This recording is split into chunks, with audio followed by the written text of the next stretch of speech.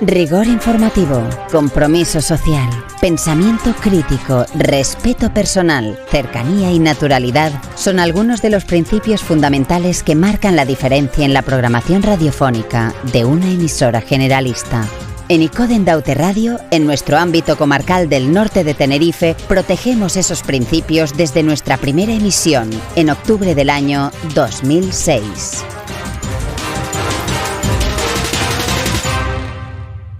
Fe de vida, aquí en ICODE Daute Radio, con Fernando Díaz Medina.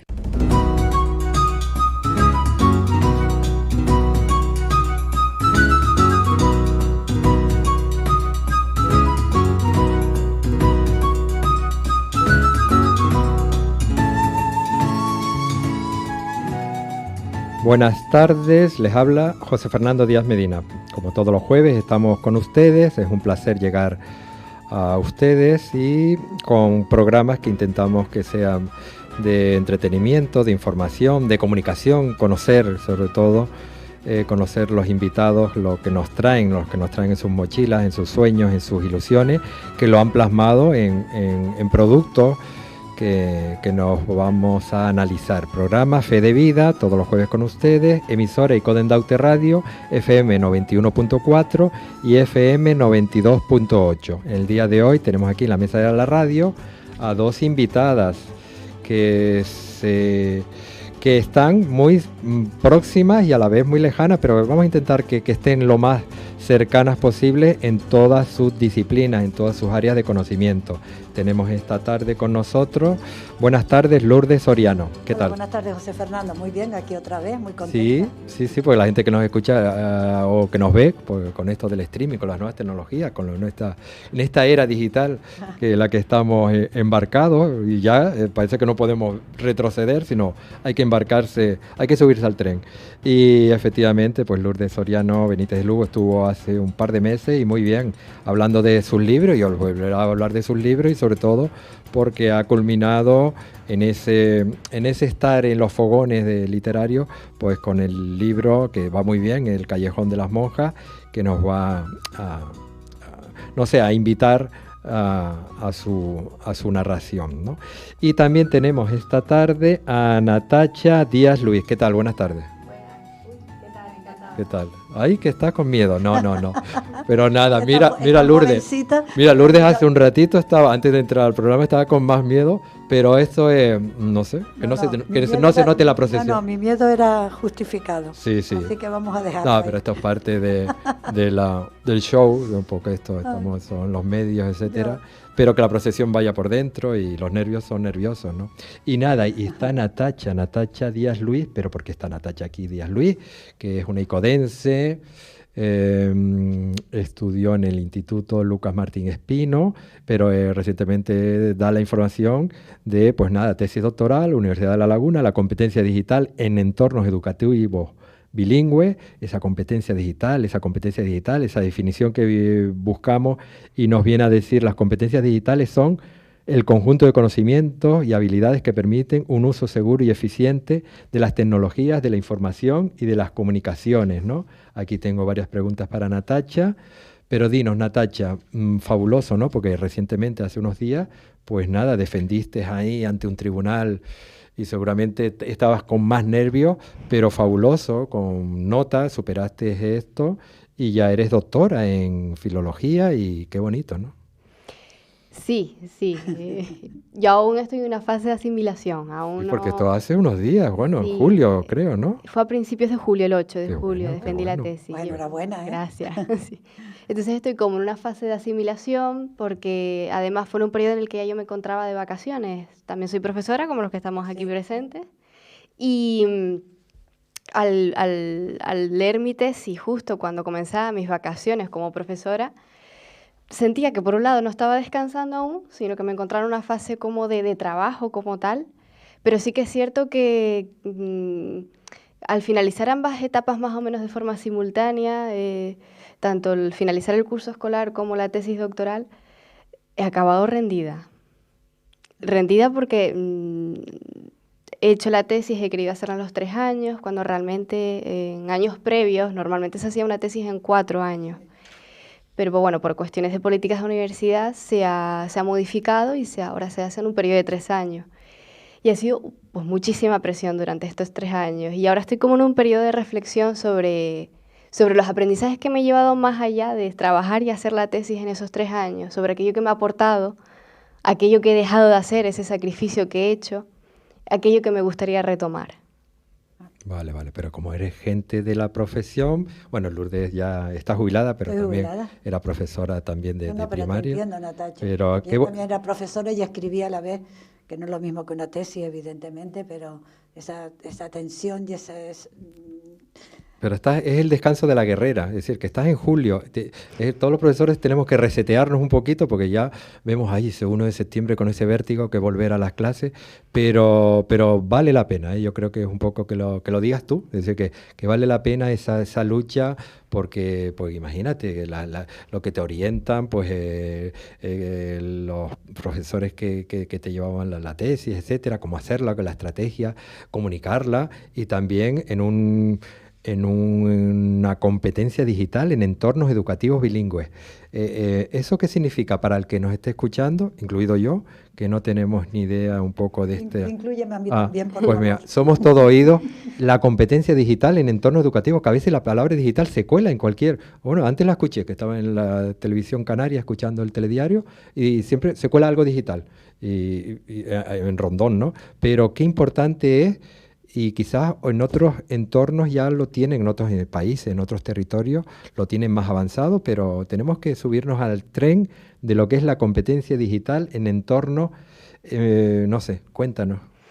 Bueno, en las últimas políticas educativas se han adoptado el concepto de competencia, que son como un conjunto pues, de conocimientos, habilidades, destrezas y actitudes en distintas áreas, ya sean áreas pues, de carácter comunicativa o lingüística, ya sean matemática, y también han constituido lo que se llama la competencia digital. Principalmente las primeras trazas se ven en el proyecto de SECO dentro de la política educativa.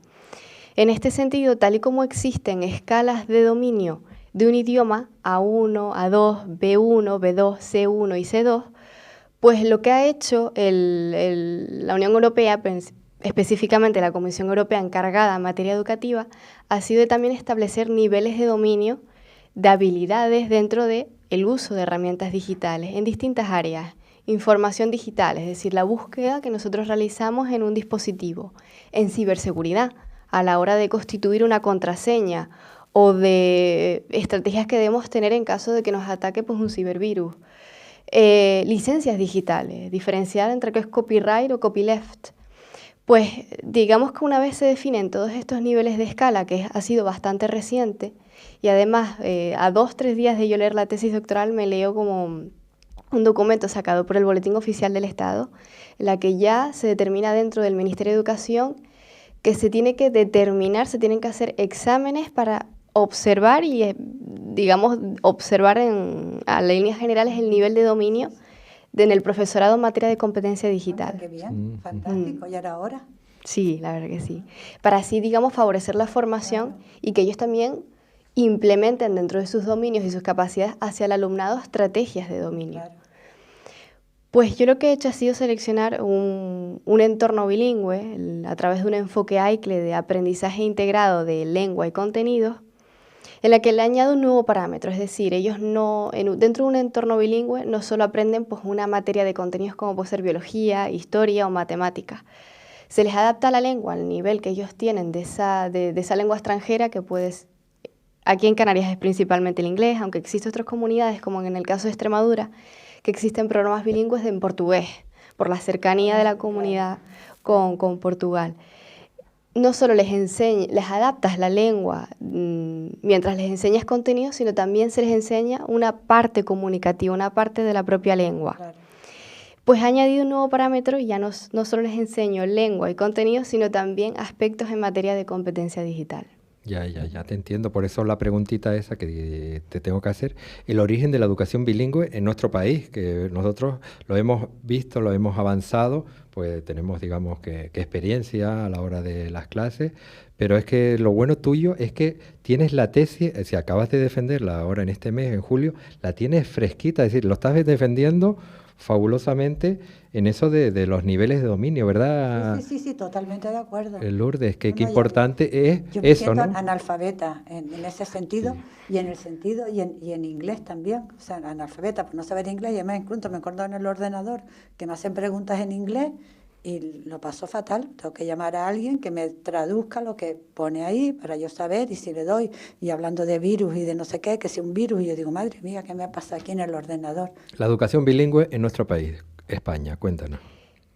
Pues como comentábamos antes con Lourdes, surge a través de sistemas educativos no españoles. Por ejemplo, en el caso del colegio alemán, que se empiezan a sentar aquí en España.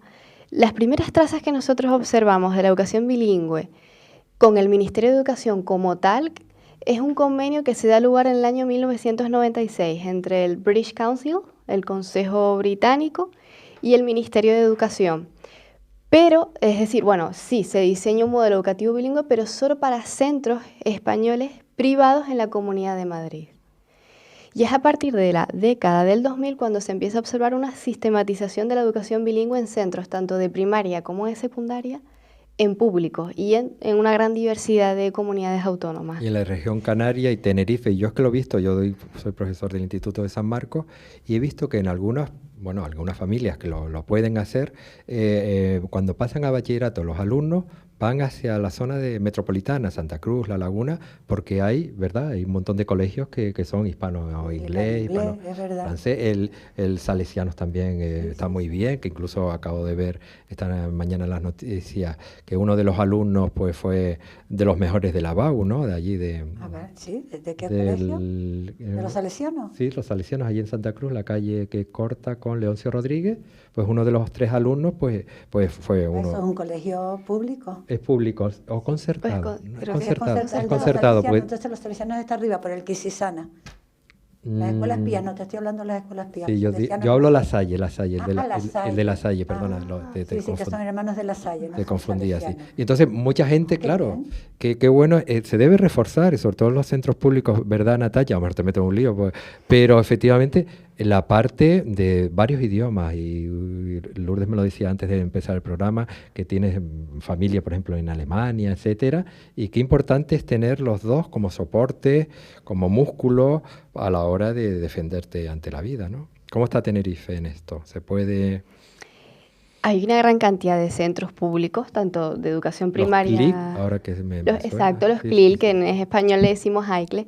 Sí, hay una gran cantidad de centros que se han adscrito entre distintas zonas de la isla, no concentradas en la zona metropolitana, sino también aquí, por ejemplo, en Nico podemos encontrar centros con este enfoque educativo. Comienza alrededor de 2006-2007, y uno de los centros pioneros fue en materia pública o en centros públicos fue el IES Canarias Cabrera Pinto en La Laguna. Centro histórico, un instituto histórico. El Instituto Canaria. Sí. Efectivamente. Fue uno de los primeros centros y además se desarrolló en un principio a modo piloto, para ver cómo funcionaba, cómo el alumnado, tanto alumnado como profesorado, se adaptaba a ese nuevo enfoque educativo. Hasta que llegó un punto que comenzó como un poco a sistematizarse en el resto de los centros. Es cierto que existen distintos niveles, desde 1 o 2 materias, biología e historia, por poner un ejemplo, y a medida que mayor es el nivel, mayor es el número de materias que se enseñan a través de este enfoque. Porque también tenemos que tener en cuenta pues, las preferencias de las familias, del alumnado y la formación del profesorado que imparte en esos centros. Y es lo que determina que exista de un nivel 1 a un nivel 4. Me encanta escuchar a Natalia. Te lo voy a decir, estamos aquí, esto es un show, ¿no? Lo de la radio y tal. No, pero te lo digo porque, yo me siento es de la edad de mi hija, Paula, y qué bien verte ahí con esa suficiencia. Es encantador escucharte, no te arrugues, pero qué bonito es la gente joven cómo empuja y qué bien, lo tienes estupendo, lo de la tesis. Te has quemado, seguramente te has quemado. Ahora resetéate y te vas a, no sé, te escapas a donde quieras, a Honolulu o Pero donde piensa quieras. que ha merecido la pena. Pero porque eres modelo, un poco, bueno, modelo a seguir porque mucha gente nos escucha, yo traigo muchos los alumnos aquí y tal, y qué bueno es por no ponerse un horizonte y decir, pues mira, hasta aquí llego, sino seguir, hay que estudiar toda la vida, ¿verdad, Lourdes? Hay que estudiar y tu vida es, pues nada, tienes 20, digo la edad, ¿no? 27 años, ¿Se 26. puede decir? Cumplo 27 en una semana. Ah, sí, vale. Vale, pues mira, tienes A mí no 26 me añitos, igual que mi preguntes, hija por favor. Paula, y qué bueno es verlo, bueno, y tú tienes No, también... a mí no me preguntes la edad. Tú tienes- no, me pero tú, importaría decirlo. pero tus hijos, tus nietos, Bueno, yo en el libro aquí es una tengo- tropa, tú tienes una tropa también en la familia, etcétera, y qué bonito es ver a esta gente joven que qué bonito, qué bonito porque está muy bien, es decir, que en el sentido de que es lo mío, he estudiado esto, este es mi enfoque, eres doctora, por supuesto, y nada, tendrás que remar, porque esto es remar toda la vida y ya te veremos, y eres escritora, y la gente que escribe pues sufre, pero se conquista un gran atractivo, ¿verdad, Lourdes? Totalmente de acuerdo. Vale, venga, vamos a pasar con Lourdes. Lourdes Soriano, pero ayúdame, Natacha, poseedora de una amplia formación lingüística, Lourdes Soriano, y literaria, además de un arraigado sentido pedagógico, avalado por una larga y prolífica experiencia docente, nos enseña de forma espléndida literatura, ortografía, poesía, vocabulario gastronómico, etcétera, a través de un gran número de recetas de cocina, muchas de ellas recogidas en su rica tradición familiar. Qué importante es la familia, ¿verdad, Natacha? Desde luego, sí. Vale, los Un entornos, pilar. el ver libros en casa, que tú los has visto, y para heredar sentimientos, valores, recetas. Ujú. Entre otras cosas. Bueno, sigo. Aprenda con la cocina, pues una obra excepcional que fue elegida como el mejor libro innovador en el mundo del año 2002 y que combina magistralmente dos de los más creativas artes de nuestra cultura, la cocina y la literatura. Otro libro clave, que lo tengo también por aquí, que es Cocina, las letras con el Principito. Es un libro que acompaña, es un deleite para todos los sentidos, porque comer bien alimenta el alma. Esto lo dice Lourdes Soriano, nuestra invitada. Porque este libro, Cocina, las letras con el Principito, no solo enseña a los niños a comer bien y a disfrutar de la materia prima y la cocina, sino que apuesta por una educación global en familia. Porque, bueno, aquí lo puedo leer, en un tiempo en el que los niños solo comen bien cuando van el domingo a casa de sus abuelos, a través de este ameno y pedagógico libro, Lourdes Soriano convierte la buena mesa en un juego infantil y nos demuestra que con paciencia y psicología todo el mundo puede alimentar a sus hijos de forma divertida, razonable y saludable. Aquí ha habido una intención descarada, ¿no? Es decir, que Totalmente, es verdad. Cuéntanos, porque este libro, antes lo estaba ojeando Natacha y el atractivo de la parte de los dibujitos, de los muñequitos, como dicen en Cuba. Sí, la ortografía, los dibujitos. Este los libro, montaditos. premiado, pero premiado ¿por qué? Bueno, porque premiado por qué, eso me pregunto yo. Premiado por qué, porque yo creo que me lo pasé tan bien escribiéndolo que eso se nota a la hora del libro. Si te divierte un libro y tú pones el corazón y pones todo tu ser en escribir, en hacer el libro, eso se refleja. Por eso te decía a ti que te merece la pena y entonces, pues bueno, mira, yo estaba documentándome para una novela, para esta que tengo aquí, y era muy difícil la documentación. Y entonces se le ocurrió a mi hija quedarse embarazada. Ponte un poquito al micrófono a dos dedos, me están diciendo el técnico. Acércate un poquito. Se le ocurrió a mi hija quedarse embarazada. Súbelo un poquito al micrófono. Perdón, gracias. Perdón. Se le ocurrió a mi hija quedarse embarazada y a mí se me ocurrió escribir un libro a mi nieto, que aún no había nacido, para librarme de hacer la novela, que mi marido estaba detrás de mí, que escribiera la novela. Y para librarme de la novela me puse a escribir ese libro. Y le quise dar un matiz, aparte de pedagógico, como tienen todos mis libros, porque incluso hasta la novela tiene algo de pedagogía. Siempre, bueno, tú pretendes siempre enseñar algo, ¿no? Una novela que no te enseña nada, pues para mí no merece la pena ser leída.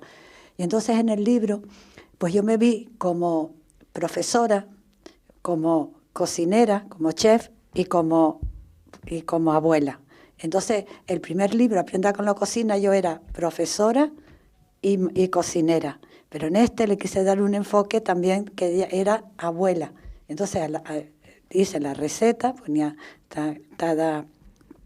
cada capítulo está estructurado de la misma manera, una receta. Entonces debajo de la receta viene el consejo de la chef, que todo es la abuela, el consejo de la chef, y le voy dando al niño pues directrices para alimentarse bien, qué es lo que tiene que comer, qué es lo que no tiene que comer y tal. Y después viene el consejo de la abuela, y es en el consejo de la abuela, a través del libro El Principito, con citas del Principito, que la abuela le va enseñando al niño valores. O sea, cómo tiene que comportarse, para que no sea envidioso en clase, que comparta, que, ¿sabes? Le va todos los valores de lo que es el sentido de la amistad, le va enseñando al nieto todo apoyado con frases del Principito.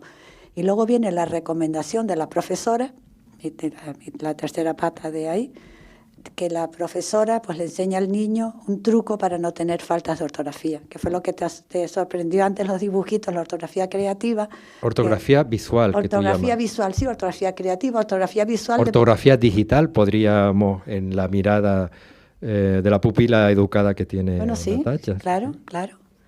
Claro, porque lo que es lo digital es visual, evidentemente. Y entonces el niño, a través de un dibujo, se fija la grafía. Por ejemplo, ¿qué te digo yo a ti? Cohete.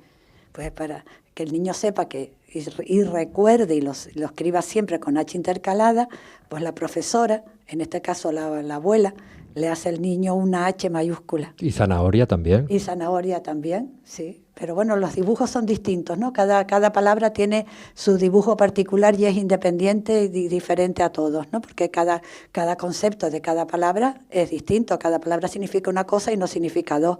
Y entonces, de esa H mayúscula, le saco un cohete, que es muy fácil. Le pones una rayita arriba, que es un capuchón, y de abajo le pones un poquito de fuego y ya sale un cohete, ¿no? Y entonces le escribes cohete. Y la H es el cohete. Entonces el niño así aprende que cohete siempre se escribe con H intercalada. Y bueno, mira, te voy a contar una anécdota que siempre cuento cuando este libro, cuando estaba mi hijo en primero, y entonces yo seguía este método de ortografía en mi aula, que es la actividad escolar que más beneficios y más satisfacciones me ha dado.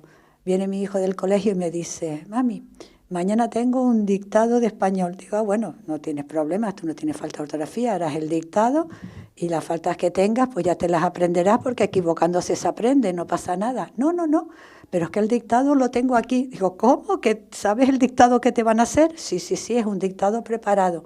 Yo nunca había oído eso, pero luego lo he usado y me ha dado un resultado bestial. Entonces, pues, trae para acá, antes de que lo leas, trae para acá que te voy a hacer yo el dictado. Y la única falta que me tuvo fue que me puso vergüenza con B. Y entonces yo le digo, pues mira, entonces le expliqué, te digo, pues mira, no te preocupes porque ahora lo vas a aprender para siempre. Tú ves que equivocarse es bueno porque ahora lo vas a aprender. Y entonces le puse el ejemplo de cohete, le escribí H, le escribí un cohete. Digo, ¿y esto qué es? Un cohete. Digo, bueno, pues ahora escribimos la palabra cohete. Luego le puse, yo estaba embarazada de mi tercer hijo y entonces le hice un dibujo de una madre embarazada de perfil y la silueta de la madre embarazada era la B de embarazada, ¿no? Entonces, para que el niño no tuviera falta. Digo, ¿lo has entendido? Sí, mamá, claro que lo he entendido. Digo, bueno, pues ahora me vas a hacer tu dibujo de vergüenza.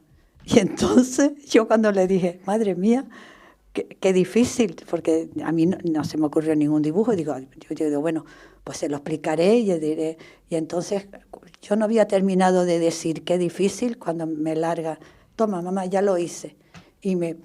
¿Esto se puede ver de alguna manera? Sí, claro. Pues si me das un boli. Toma.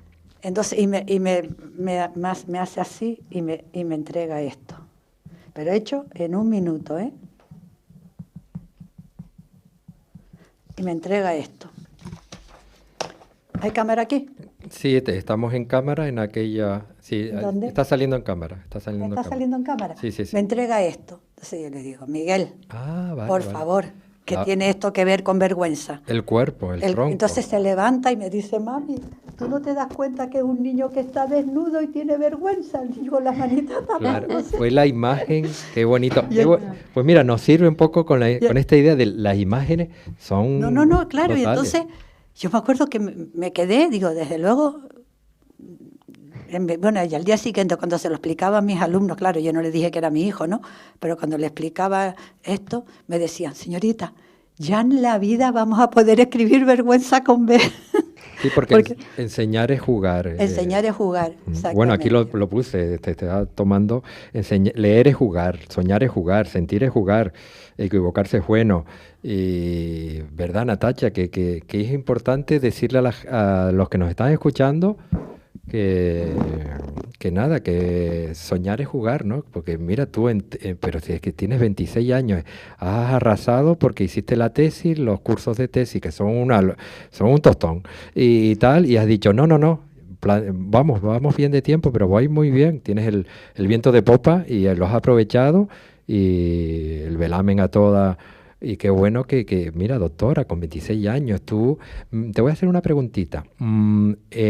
Fuiste alumna del Instituto Lucas Martín Espino, sacaste una nota en la BAU, ¿en el momento ese decidiste hacer la carrera de filología inglesa o ya eso venía de atrás rumiando la idea? Siempre me encantaron los idiomas. Ah, vale. De hecho, yo estudié en un centro también bilingüe.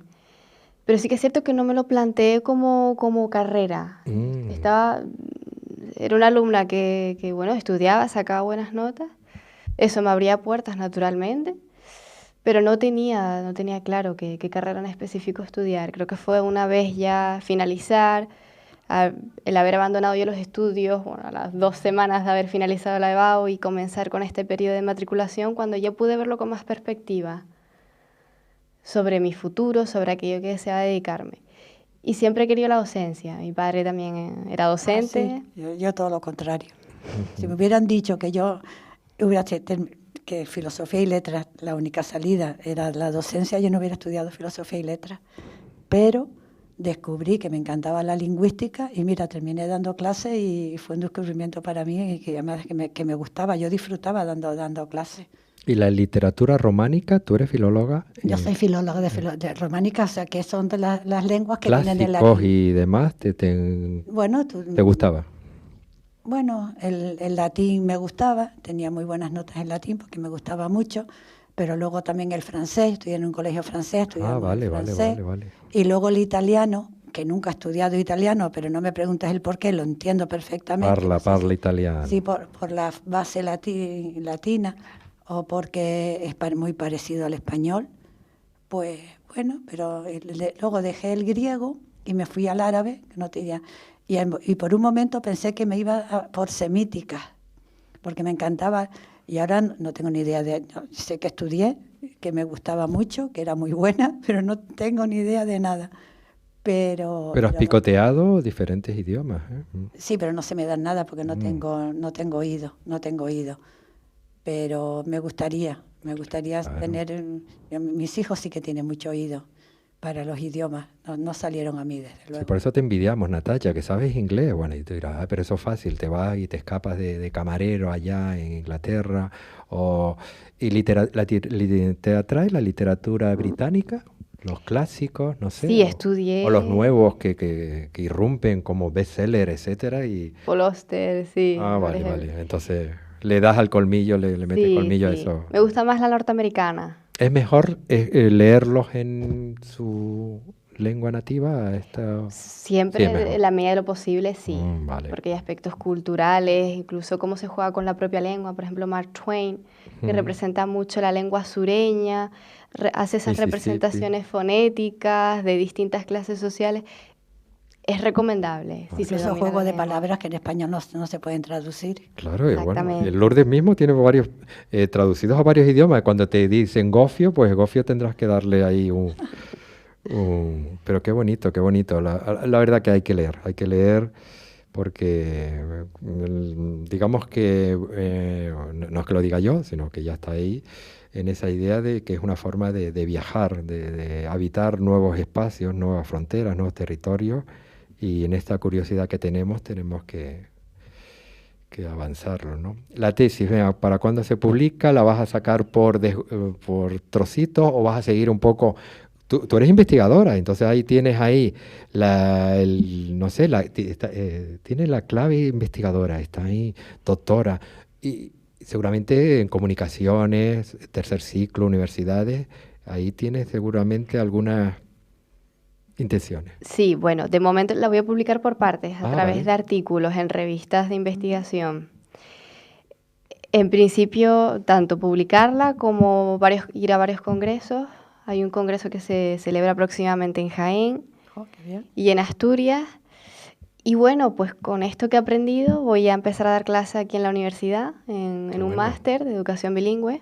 Qué bueno, qué bueno. Interesante, qué suerte, qué Co- bien. sí. Me alegro, enhorabuena. Gracias. Si quieres saludar a tus compañeros, bueno, pues claro, tú te has arrimado un poquito al departamento ahí de la Universidad de La Laguna y han dicho, sí, una niña, una chica jovencita, pero pues nada, que está arrasando y es muy bonito verte, no voy a decir empoderamiento, pero porque es una palabra que a veces está como muy desgastada, pero en ese músculo que tienes, que bueno, ¿eh?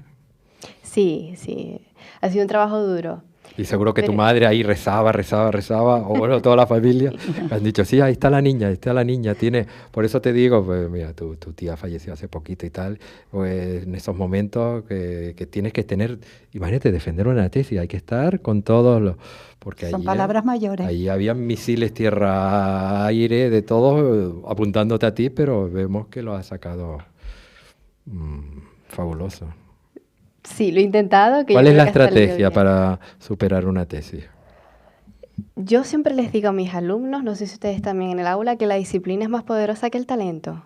Totalmente. Y no hay que Espérate, la disciplina más... Sí. que el hábito puede llegar con un hábito de estudio, de trabajar, se puede llegar más lejos que uno confiando en sus propias capacidades. Y yo creo que la clave en mi tesis ha sido la disciplina. Intentar dejar la parte emocional, porque hay momentos también cuando se escribe un libro, hay momentos Se que sufre. se pasa Bueno, mal. se sufre. Para mí todo lo contrario. Bueno, Nunca me lo he pasado mejor bueno, en mi porque vida tienes que volver cuando a escribo- leerlo y cuando dices, hay que escribo hacer... un libro. Pero nosotros somos analógicos y a veces, o por lo menos yo escribo y tengo que leerlo en folio. Y dices, ay, pero casi esa coma ahí, pues tienes que volver al ordenador, imprimirlo, no imprime, es decir, que es una locura. Vamos a pasar unos segunditos a la publicidad, me comenta el técnico, don Francisco Bastarrica, y nada, publicidad y retomamos el programa. Fe de vida, aquí en Icoden Daute Radio, con Fernando Díaz Medina.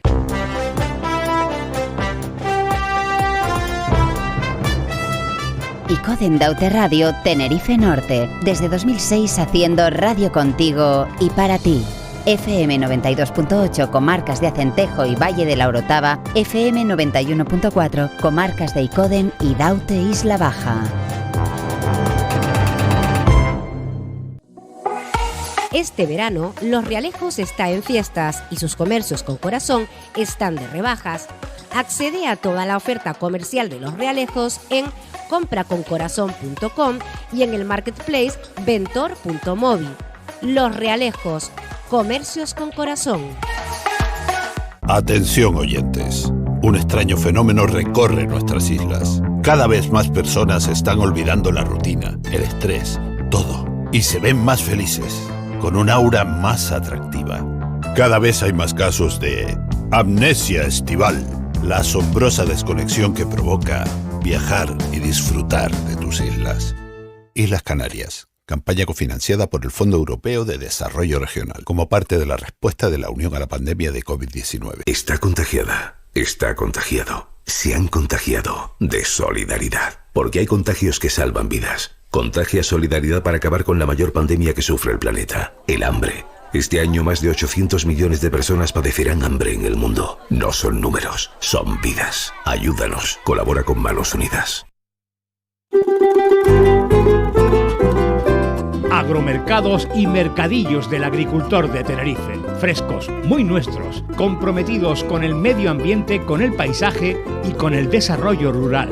Disfruta de la calidad y de la variedad de los mejores productos de nuestra tierra, directamente del campo a tu mesa. Ven a los agromercados y mercadillos del agricultor de Tenerife. Es un mensaje del Servicio Técnico de Agricultura y Desarrollo Rural del Cabildo de Tenerife. En las Islas Canarias, entre el mar y el Teide, existe un ser milenario que vive aún entre nosotros. posiblemente el ser más longevo del planeta. El drago milenario de Icod de los Vinos en Tenerife. Conoce todas las caras del drago. Conecta con la madre naturaleza. Enciende tu interior. Riega tus emociones. Renuévate con el aire del Parque Natural del Drago. Explora experiencias sostenibles. Comparte tu momento vital. Sé feliz en el Parque Natural del Drago. Un hombre tiene un cerebro, 2 manos, piel, la capacidad de amar, decidir, cocinar, cambiar un pañal, trabajar o poner una lavadora, la necesidad de comer y dormir. Una mujer tiene un cerebro, 2 manos, piel, la capacidad de amar, decidir, cocinar, cambiar un pañal, trabajar o poner una lavadora, la necesidad de comer y dormir. Si somos iguales... ¿Cuál es la diferencia? Fondo Social Europeo. Gobierno de España. ¿Y qué? ¿Qué te ha parecido el día de compras por ICOT? La verdad es que me ha sorprendido todo lo que se puede hacer en un día de compras en ICOT. Bueno, es que ICOT es la zona comercial abierta más grande del norte de Tenerife. Y espérate que tengo otra sorpresa, porque he reservado en uno de los muchos restaurantes de ICOT el plato típico. Un condumio, mira, para chuparse los dedos, con un vino local que te va a encantar. Esta vez pago yo, pero la próxima invitas tú. Al final me quedo en ICOT, porque entre tú y yo hay muy pocos sitios donde encuentres todo lo necesario para un día de compras. ICOT, tu gran centro comercial abierto. ICOT es comercio. Ven y sé feliz. Estás escuchando Fe de Vida con Fernando Díaz Medina. Continuamos en el programa de hoy, Fe de Vida y Codendaute Radio, FM 91.4, 92.8. Hemos hecho el recreo un poco de publicidad y retomamos el programa. Tenemos con nosotros hoy a 2 invitadas, 2 escritoras realmente, Lourdes Soriano, Benítez del Lugo y Natacha Díaz Luis. Y como nosotros aquí pues pasó la publicidad y no paramos de hablar, pues Natacha tenía una pregunta con respecto al libro de Lourdes, Cocina las letras con el Principito. Haz la pregunta, realmente la importancia de la buena nutrición, la salud, ¿verdad? Bueno, en primer lugar, felicitarte porque me parece una propuesta tanto a nivel literario como didáctica maravillosa. Es un libro que está premiado, así que es por algo. Es una propuesta espectacular. Sí que ahora recordando, a mí me gusta mucho la sociología, pero a nivel personal. Y yo recuerdo que aquí en Canarias hace pues 50, 60 años... Que tú no habías nacido, evidentemente, ni tu madre a lo mejor. Mi madre sí. Pero que existía una cultura popular o una creencia de que comer en exceso era sinónimo de buena salud. Es decir, se asociaba la obesidad con tener un buen estado físico. Totalmente.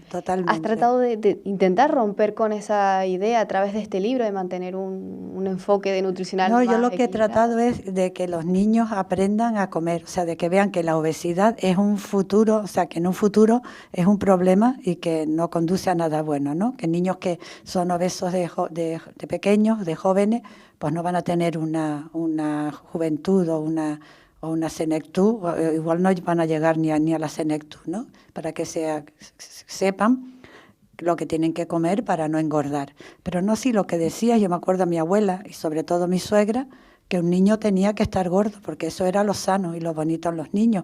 Y mi hijo el mayor, que era flaco, pues mi suegra me decía que estaba demasiado flaco. Y el niño lo llevamos a Santander, mi marido era de Santander, con 6 meses, y ella le decía a todas las amigas que el niño tenía 3 meses, porque le daba vergüenza decir que tenía 6 porque era muy flaco. Flaco como un cangallo que se dice. No, aquí, era flaco, pero flaco. Además, tenía unos ojos negros muy grandes, parecía un ratoncito, todo era ojos en la cara. Y cuando venían las amigas a casa de mi suegra, me decían todas, ¡ay, qué niño más espabilado tiene! Y yo pensaba, sí, la verdad que espabilado sí que es, pero luego me decían, porque claro, un niño con 3 meses que saluda, que dice adiós, que te da besos, que no sé qué, y mi suegra era, y cuando se fue dice, mira, perdóname, es que le dije que tenía 3 meses porque como lo veía tan flaquito, no quería que pensaran que tú no lo alimentabas bien. Pero la situación de la obesidad infantil, juvenil. Sí, es un problema tremendo. Y entonces el libro ese se lo dieron las editoras a leer a Valentín Fuster. Y entonces Valentín Fuster recomendó el libro, esto me lo dijo Rafael Anzón, que me presentó el libro en la Casa de Canarias en Madrid, y dijo en alto, yo no lo sabía, que Valentín Fuster le habían propuesto el Ministerio de Educación y Ciencia un programa para que fuera por los colegios españoles dándole a los niños pautas de la buena alimentación. Y entonces le dijo Rafael Anzón que iba a llevar ese libro como libro bandera para enseñar a los niños y que iba a comenzar por Ceuta y Melilla, que eran en aquel momento, no sé qué habrá pasado con ellos, que era la única comunidad que no tenía transferidas las competencias de educación y que empezaba por educación y ciencia.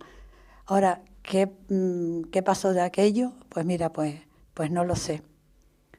Pero el libro estaba, bueno, y de hecho... Es una necesidad y están los grupos de pediatría, etcétera. También las charlas que damos en los colegios, pero todo es... Incluso los comedores escolares ya se cuida mucho la alimentación y incluso los niños que se quedan a comer en el colegio, por lo menos a mi hija en el colegio, le tiene que llevar todas las semanas, va apuntando lo que cenan los niños.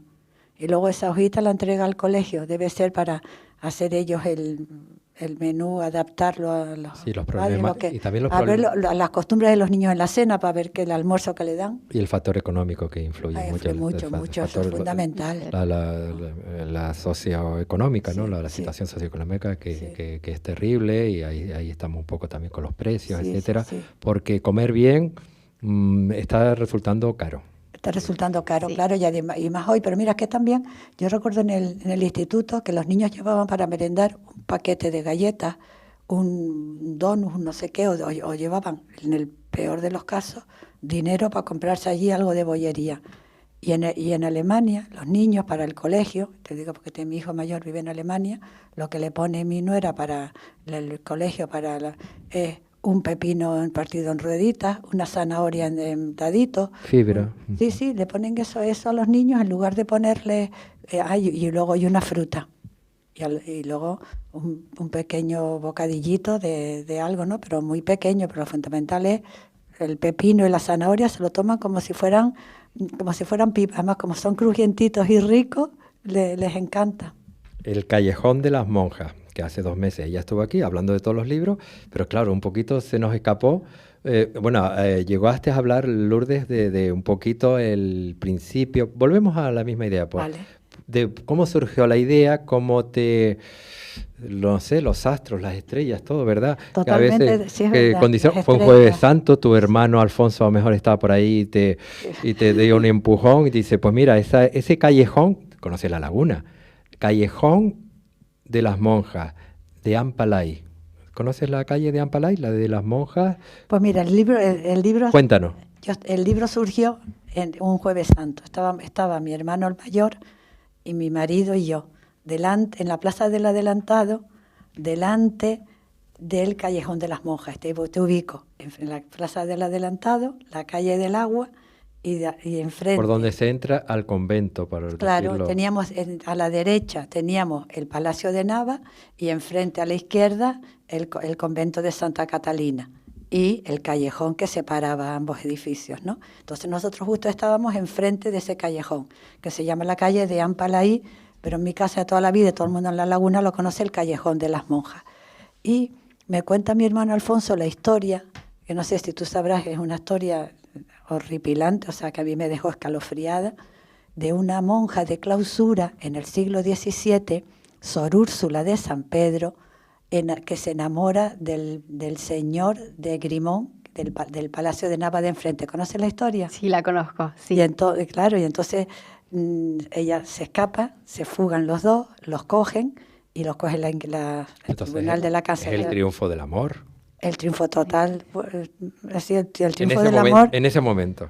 El triunfo del amor en ese momento, pero la verdad que es una cosa muy, muy triste, una historia muy descarnada, la verdad que a mí me dejó.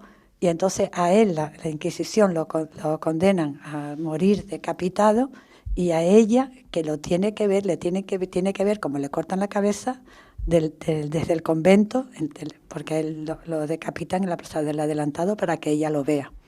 Y entonces a él, claro, lo decapitan, la cabeza será expuesta 3 días en la plaza de abajo, que es la plaza del Adelantado, 3 días en la plaza de la Catedral, que era la plaza de los Remedios, y otros 3 días arriba en la villa, por la Concepción, en la villa. Y el triunfo de la Inquisición, el triunfo de la... Sí, desde luego, qué triste, ¿no? Qué pena. El triunfo del amor, en este caso el amor ese no triunfó, o sea, triunfó en el sentido de que se enamoraron y que fue un amor de verdad, pero el final fue horrible. Y a ella entonces la emparedan de por vida en un cuartito pequeñito. Una celda. En una celda. Y en la celda le abren un huequito en la pared, porque si tú entras al convento de Santa Catalina, entras a la iglesia, verás, entras y a la derecha, enfrente donde está el altar, a la derecha del altar, hay una ventanita pequeñita, que esa ventanita la abrieron para que ella todos los días oyera misa y le pidiera a Dios perdón, porque Dios la perdonara por su horrible pecado. Qué horrible pecado el haberse enamorado, pero bueno, ¿no?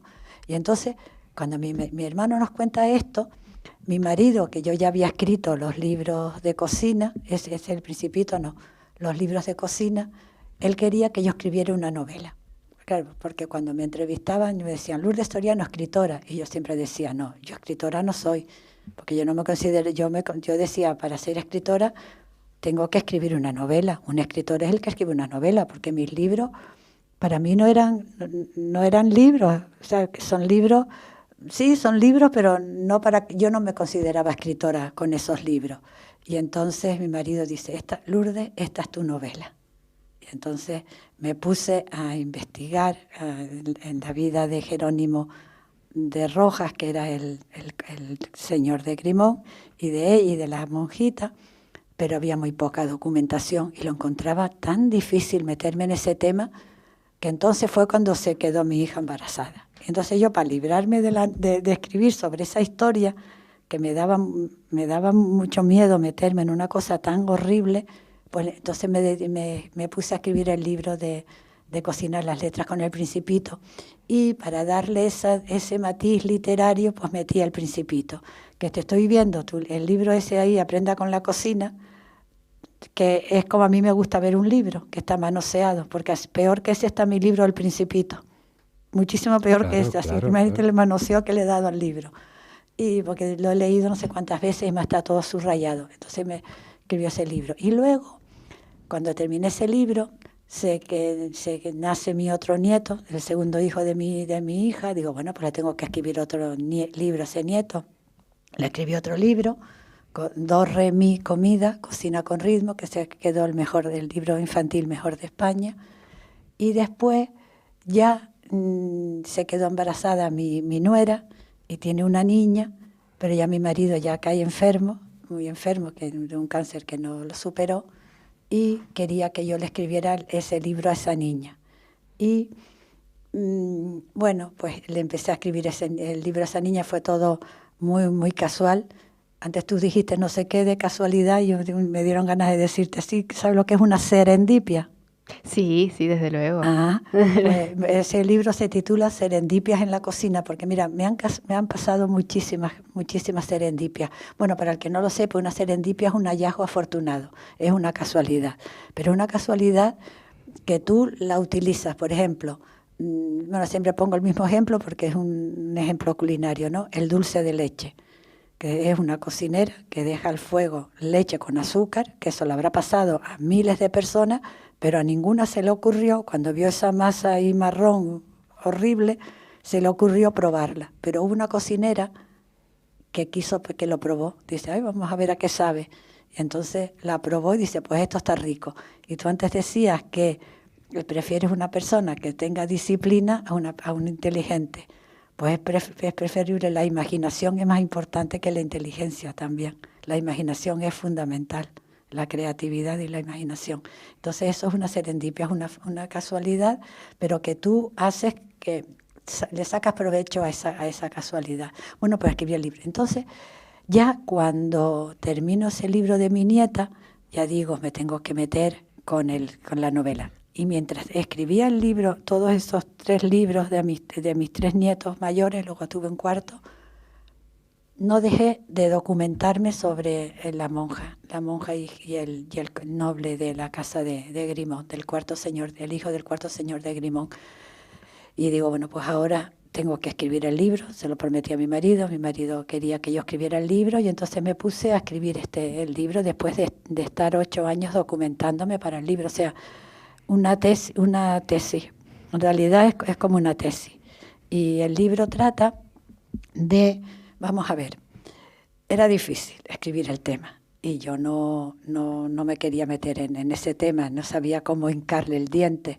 Y cuando se lo dije a unas primas mías de Madrid, se horrorizaron. Lourdes, por Dios, ¿cómo te vas a meter en ese tema? Tú, que tus libros son libros maravillosos, pedagógicos. Sabrosos, que desprenden luz, te vas a meter en esta tiniebla. Y entonces yo digo, bueno, todo depende de cómo se cuente. Dice, y bueno, me vine a Tenerife, y al poquito tiempo recibo un libro de esas primas mías, de una prima mía, de Ani, y me dice, sé que este libro te va a ayudar.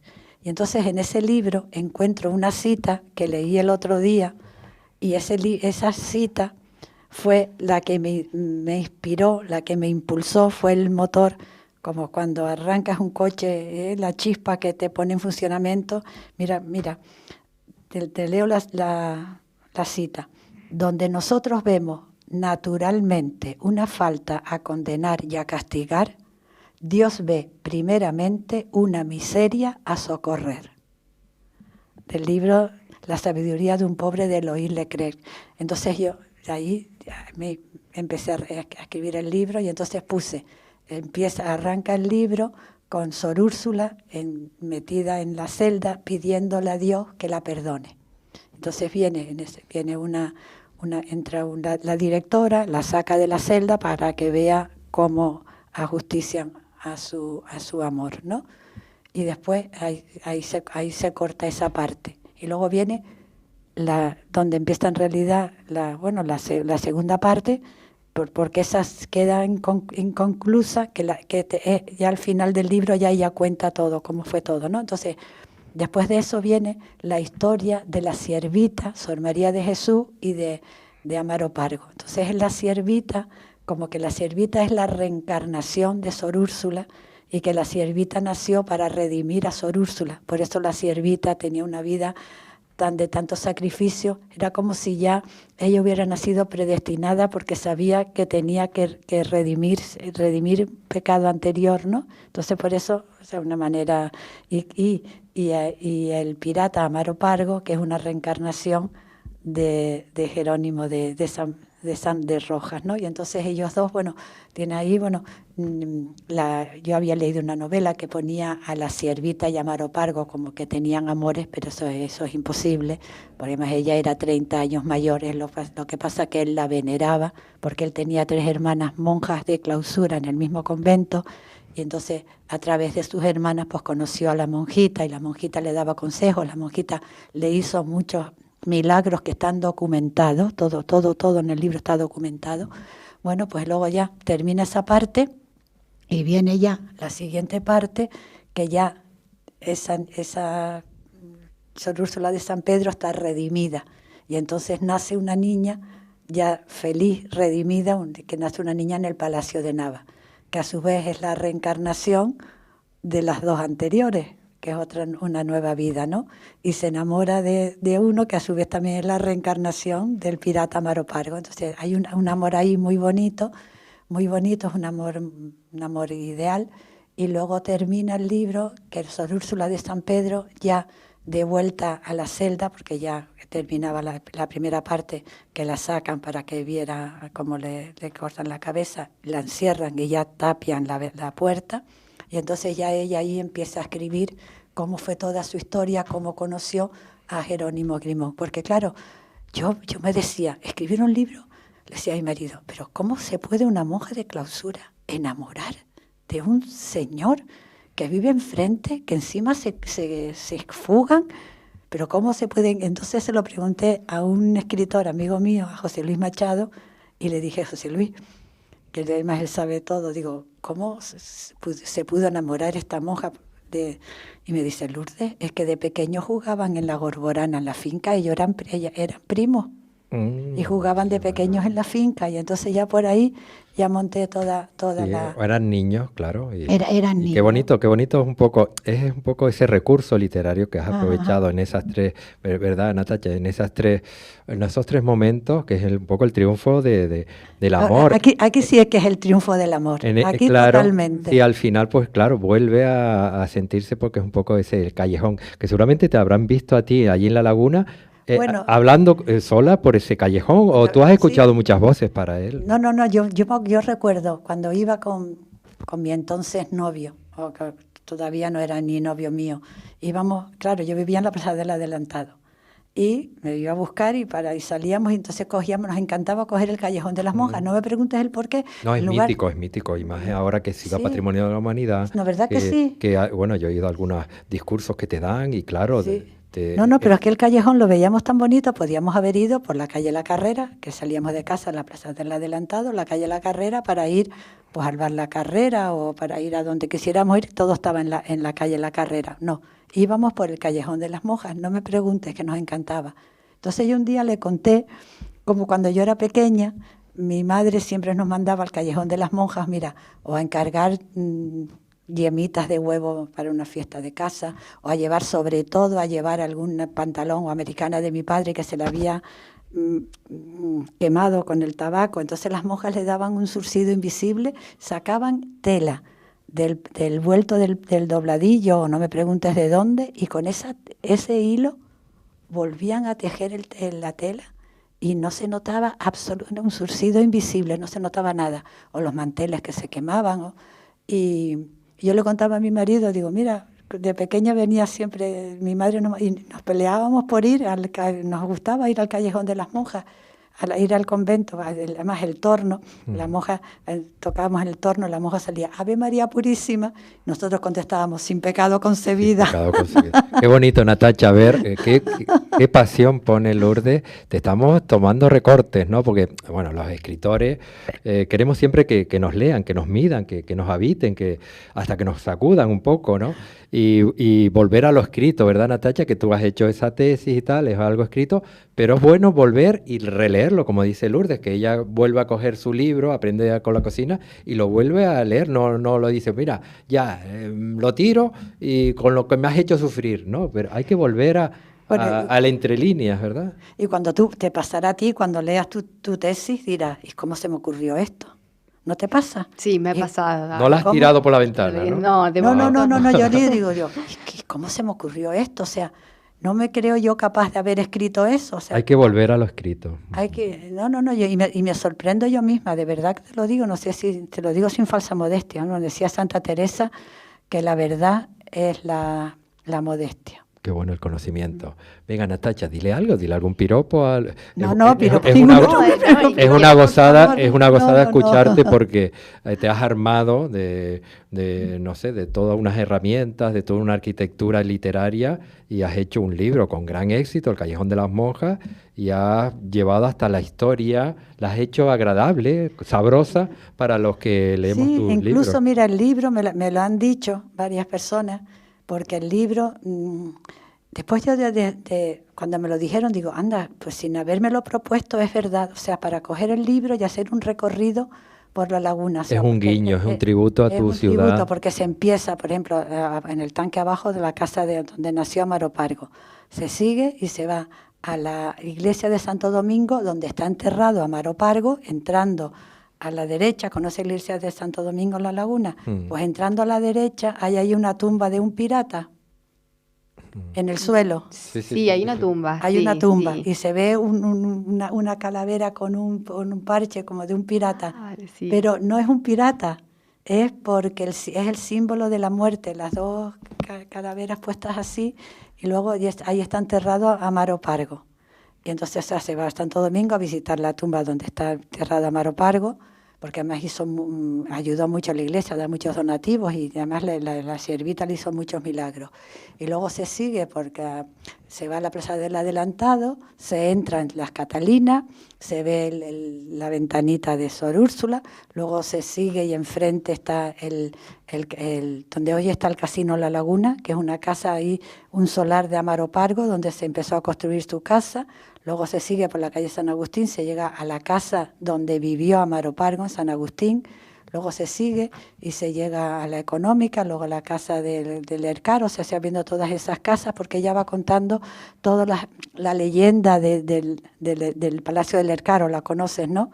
La leyenda, entonces va contando todo eso, se llega arriba a la Concepción y luego se baja por la calle La Carrera, que hace todo un estudio del por qué se llama la calle La Carrera y el juego de cintas, y que yo recuerdo de pequeña en La Laguna, en la Plaza del Adelantado, por las fiestas del Cristo, que hacían carreras antiguamente en la calle La Carrera era con caballos. Sí, hay fotos, Pero en la Plaza del Adelantado, nosotros cuando éramos pequeños lo hacíamos con bicicletas, que ponían unas argollas, entonces teníamos que pasar e ir cogiendo las argollas. Y entonces voy contando todas esas tradiciones de la laguna, de las calles, o sea, un recorrido para conocer la laguna. Lo recomendamos, el Callejón de las Monjas. Mira, Natacha, aquí tengo hasta algunas preguntas. Si no te vienes en septiembre también. Yo quería, felicitarlo porque es una contribución histórica a lo que es la historia, el legado de la laguna. Sí, elementos, tramas. Sí. Porque es cierto que se escucha mucho, sobre todo guías turísticas, pero es literatura oral, como yo le llamo. Es patrimonio intangible. Sí. Y plasmarlo en un plano escrito ya es una forma de eternizarlo. Sí, y además todo está documentado. Yo cuento toda la historia porque la niña esta nace en el Palacio de Nava, que nace la hija del 9º marqués de Nava, de Fernando de Nava, que murió sin descendencia. Entonces lo único ficticio es esta niña que nace en el Palacio de Nava, María Gabriela. Y esta niña es claro, como en realidad el marqués ese no tuvo hijos, pues esta hija pues no hereda nada, porque tampoco había nada que heredar, porque el marqués estaba en ruinas, y la viuda, doña Concepción de Salazar, donó todo a la Económica. Y en la Económica está todos los libros y todo de la famosa biblioteca de Nava, que cuento ahí cómo traían los libros prohibidos y todo, ¿no? Y hay un legado importante. El legado, sí. Y bueno, pues... Pues muy bien, Lourdes. Venga, dale piropo, Natalia. Muy bien, porque mira... aquí no me gusta. Bueno, aquí tenía la brecha digital, aún existe, era una de las preguntas que te tenía. Seguro que sí, pero hay que batallar sobre todo el conocimiento. No hay nada como llevarnos pues toda esta sabiduría y sobre todo expresarla de una forma cercana, que es una de las... Natacha me dice que sí, no quiere hablar más. No, sí, yo estoy fatal. Es broma. No, muy bien, Natacha, muy bien, porque te admiramos, tienes 26 años. No, pero y además lo joven que es y todo lo que ha hecho, y doctora ya. Y descansa, resetéate, vete a la playa mañana y escápate, bueno, a la playa de Ico no. Que te lo mereces. Pero porque te felicitamos a tu familia, a tus padres, que son...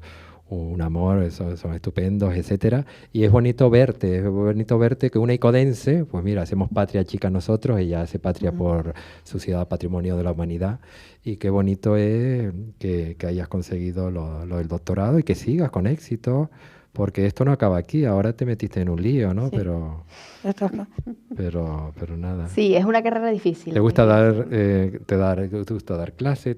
Me decías antes que se te escapó 2 veces, que te gusta mucho el aspecto sociológico, ¿no? Sí, leo mucha sociología, pero es como hobby. O antropología, que van de la mano. También, sí, leo ambas, más sociología, pero sí, me gusta mucho leer ambas.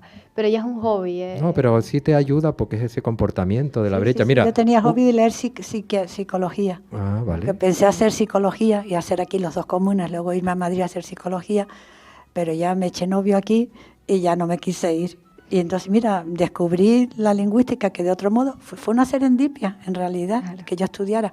Bueno, los noviazgos y los matrimonios son siempre serendipias, porque son hallazgos y afortunado. Qué importante el que lo es. Qué importante es la fortuna, yo lo cambio un poco totalmente. a la suerte. Sí, bueno, sí, hay mala suerte y buena suerte. Sí. Hay suerte en la vida, pero lo bueno es tener buena suerte, pues hay algunos. No, pero la buena suerte tú la llamas, ¿eh? También, ¿no? Ahí se construye. La buena suerte hay que saber atraerla. Y hay que currársela, como Natacha, pues Natacha viene aquí y digo, ay, pero esto lo habrá hecho facilito. No, esto es un curro y seguramente que has sufrido, más de una lágrima has soltado con esos ojitos, pero qué bueno es verte con esa fuerza y nada, y no sé qué decirte.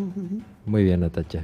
Ya como ves, nos están empujando la musiquita, gracias a nuestro técnico, Francisco Bastarrica, y es un placer tenerlas a ustedes. No será la última vez. Bueno, cuando quieras. Y queremos traer, se lo comentas a tu hermano Alfonso, que él es fabuloso en historia, y seguramente que él fue el mentor o uno también de los que te empujó, como dijo, no, Lourdes. No, él fue Tienes los mimbres, te dio los mimbres y tú empezaste ahí a tejer y entretejer. La historia de la monjita, como la llamo yo, y ahí empecé yo, pero bueno, él me presentó el libro, hizo una presentación increíble, porque tiene una memoria, con toda la historia de todos los marqueses de Villanueva del Prado, todos los que, bueno, todo el mundo se quedó asombrado, porque tiene una cabeza. En aspecto nobiliario se sabe toda la familia. No, tiene una cabeza, es privilegiado. Pues nada, despedirlas a ustedes, muy amables. ¿Qué tal, Natacha? Bien, ¿no? Bien, encantada con la experiencia y de haber conocido a Lourdes. Sí, no, ahora les paso los números y ustedes, lo bueno es ir de la mano de Lourdes por la laguna, por ese cuadrilátero, entre comillas, que se mantiene y qué bonito es, qué gozada es tener una ciudad como la de La Laguna. Hay que mantener ese patrimonio de la humanidad, de las 15 que hay en toda España, porque en esos rincones, en esas piedras todavía pues ofrecen leyendas, cuentos, narraciones tan bonitas como el Callejón de las Monjas, que lo ha llevado a novela Lourdes Soriano. Gracias, Lourdes. Bueno, y gracias a ti, Fernando. Lourdes, gracias, Natacha. Gracias a ustedes. Hasta la próxima. Bueno, buenas tardes.